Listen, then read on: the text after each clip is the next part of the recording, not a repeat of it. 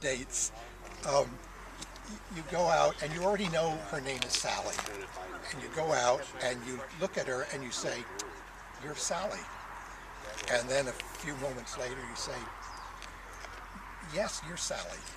And then you say, "Yes, I think you're Sally." Sure enough, you're Sally. And finally she gets up and leaves. And that's the way we look at birds.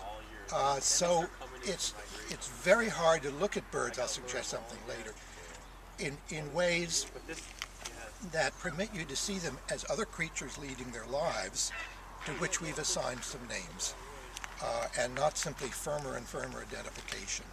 You look at a California towhee, you see the red vent, and you say, sure enough, California towhee, there's something else going on there. What's that red vent all about?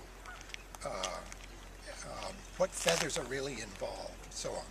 So we ought to stop and try to do that a few times. You should do it privately during the day and all the time.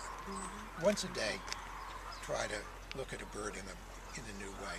The metaphor I've used a lot is it's like a huge restaurant, and birds are its customers, and they're eating almost everything the restaurant has to offer, but they're divvying it up, because otherwise the menu they'd run out right away.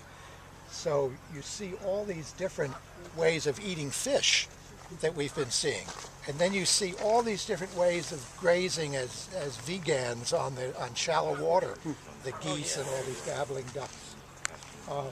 So they're customers that are eating everything, but not mature green leaves. How strange!